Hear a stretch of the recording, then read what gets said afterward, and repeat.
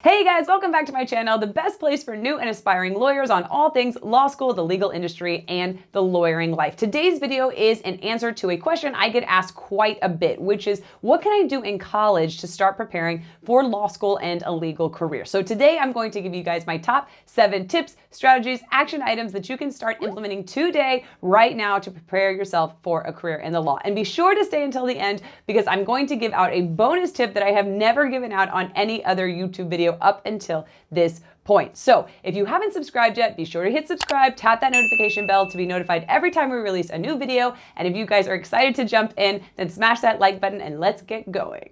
Number 1, choose the right college major. And this is a question that gets asked all the time too, which is what should I major in college if I'm interested in going to law school? And there are a lot of opinions out there, but my consistent response to this question is always major in the thing that you are most interested in. And I know this sounds like a bit of a cop-out, but there really are important reasons why this is the way to go. And the first one is that you are so much more likely to do well in a major that you are interested in. You're more likely to try hard, you're more likely to go to class, you're more likely to do the reading, you're more likely to get a higher GPA. And because your college GPA is the second most important factor in your law school admission packet, this is really important to try and get the highest grades you can.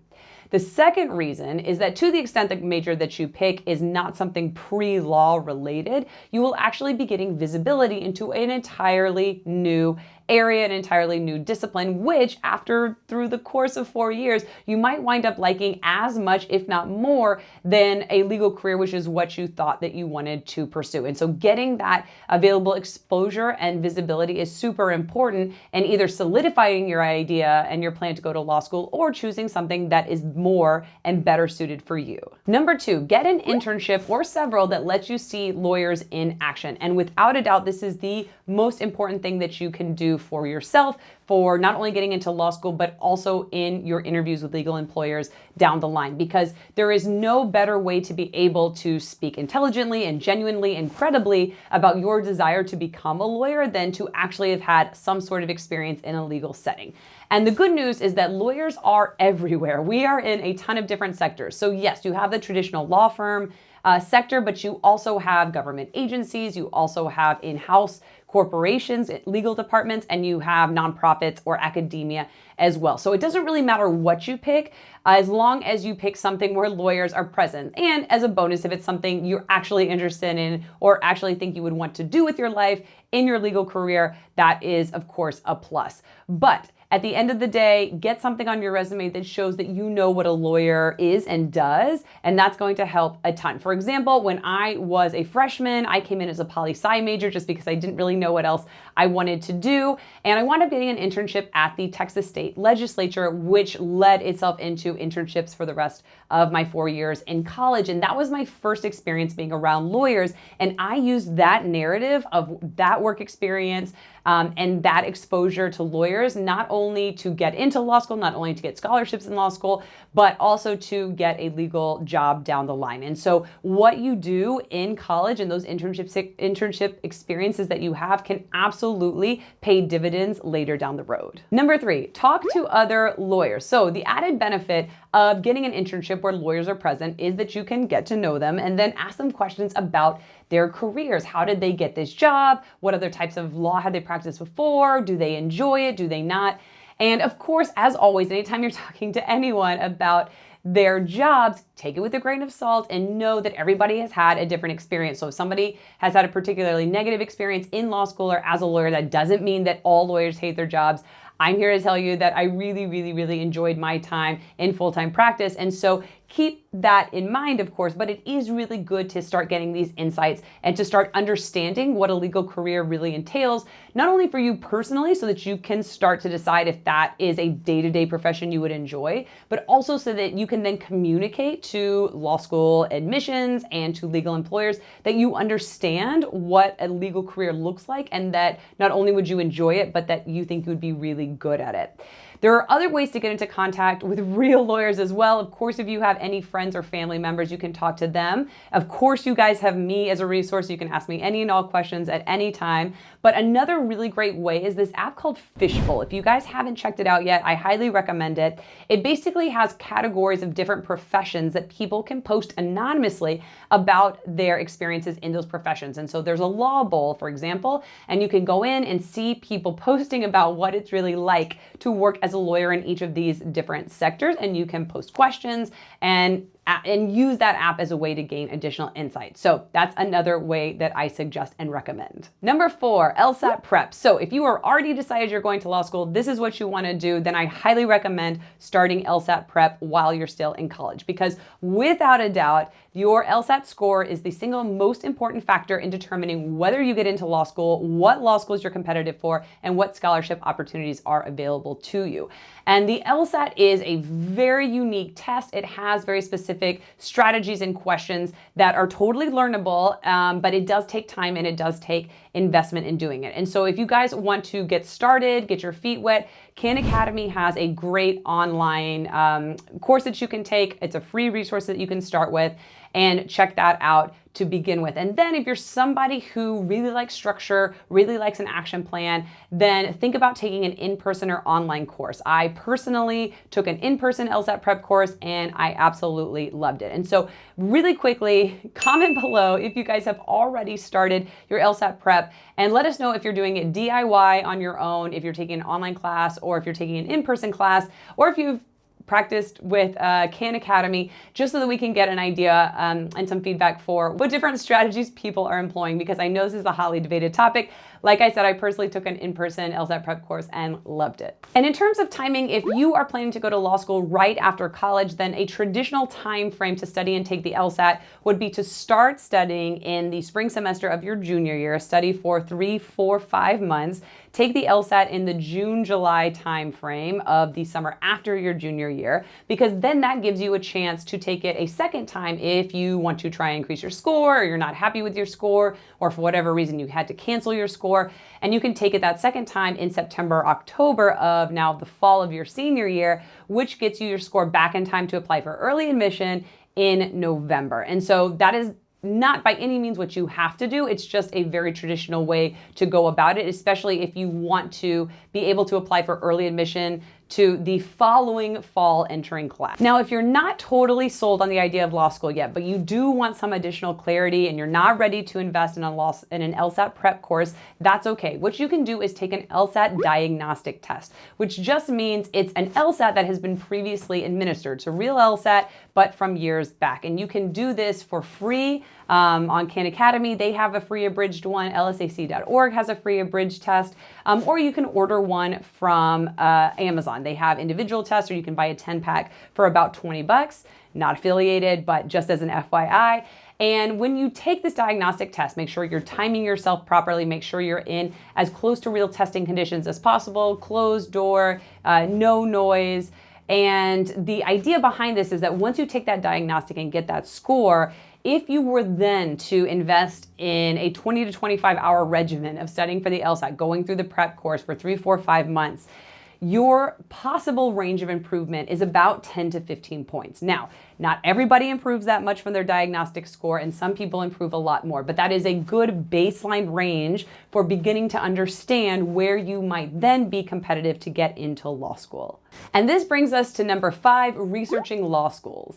Okay, guys, so once you have that LSAT diagnostic score in hand, you can use it to look up what law schools you might be competitive to, what you could possibly be competitive to. And all you have to do is type in the law school name and then median LSAT. And as you can see, in this case, it popped right up. So all law schools should have this published on their website. Just make sure that the link that you're looking at is actually the law school itself and not a third party, because third-party sites don't always have accurate information.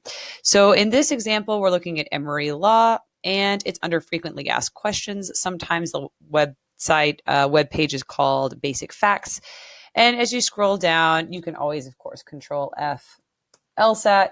But in this case, it just pops right up. It's the first question here, and they're showing that their immediate undergrad GPA is 3.78 and their median LSAT score is 165. Now, the GPA is honestly less important, far less important, and not falling in that GPA range is not nearly as critical as falling within this median LSAT score range.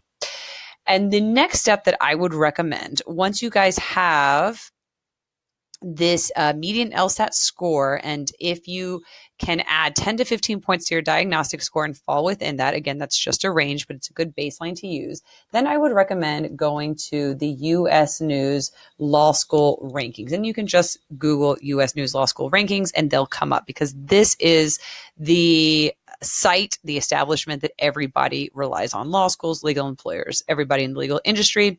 And this is from 2019. So as you scroll down, you can see that the law schools are ranked starting with number 1 and going down. And so you can, of course, look up your law school this way, but a much more efficient way to do it is come over here to the, let me close this, left-hand side, and you can search by school name, you can search by city, state, or zip code, you can search by tuition or enrollment. So I'm going to search by school name, and Emory University pops up, and you can see it is ranked number 26. It also gives you the tuition information, which is great, and it also gives you where the law school is located, which is fantastic.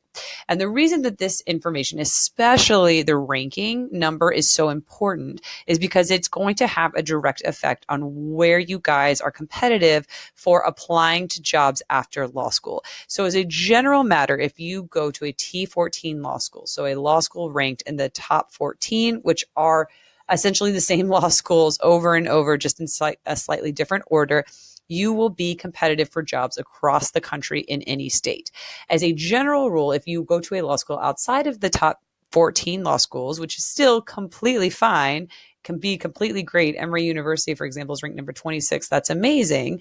But just know that you are generally going to be competitive mainly in the city where you go to law school, the state you go to law school, and sometimes even the region where you go to law school. So for example, if you go to law school in Atlanta, Georgia, it's going to be much more difficult to get a job in Denver, Colorado than it would be if you went to a law school in Denver, Colorado.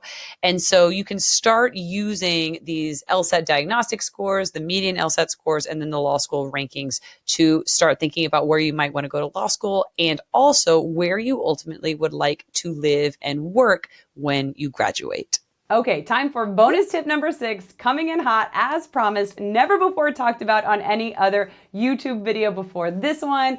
If you guys are decided on going to law school and you are headed into law school this year or next year or the next couple of years, I highly, highly recommend my signature course, Launch Your Legal Career. And I know this is a shameless plug, but I really, really do believe in the content of this course, because I created the course as a way to teach you guys everything I wish I would have known heading into law school. Everything from how to prepare for law school, how to dominate legal grades, how to optimize literally every single week of that 3-year period to get the highest return on your investment as possible, to make yourself competitive for your dream career after law school. And then once you get that dream job or that first job out of law school, whatever it is, to build your experience and expertise and build a long-term career plan that will continue to bring you excitement and fulfillment and sustainability. So with all of that being said, if you guys are interested in the course, it premieres June 1st, 2020. I'm so pumped. You can sign up for the waitlist at angelavorpaul.com. And if you have any questions, be sure to comment below and I will absolutely answer them. And number 7, get work experience after college. If you are not totally sold on the idea of law school, if you're not totally sure, you do not have to make that decision right now, and you do not have to go to law school right after college. Law school is a 3-year commitment, ballpark $200,000. It's a huge time and financial investment. And it is so much better to have clarity and perspective going into that decision than it is to be in a position where you're doing it because you don't know what else to do. And I know that a lot of college students find themselves in that category where they're not quite sure what they want to work on, and law school is seen as sort of an extension of college. And so they go in with eyes closed and don't really realize what it entails or how much $200,000 can really play out in student loans. And so what I would highly recommend is that if you are on the fence, get a year or two of work experience in some type of profession, hopefully something that interests you, maybe something legally related. And who knows, you could wind up finding a profession and a career you like even more. You could wind up getting additional clarity about wanting to go to law school that you didn't have before. But either way, that's going to do yourself a personal service and do a great favor for you to be able to know if that's what you want to do with your life.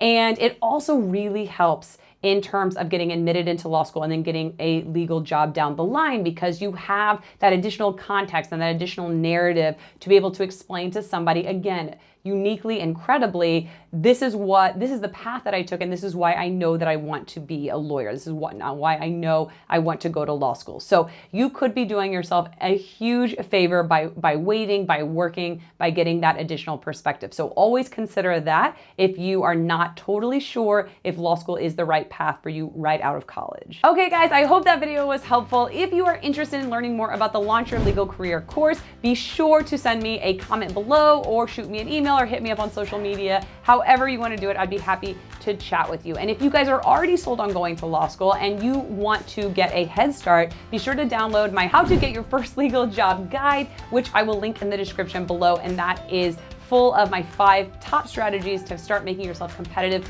for that job from the outset of law school. And of course, if you guys are interested in all things law school, legal industry, and lawyerly life, be sure to subscribe over here and be sure to check out these 2 amazing videos over here. And I will see you guys in the next one. That's it for today. I'll talk to you guys next week. Bye.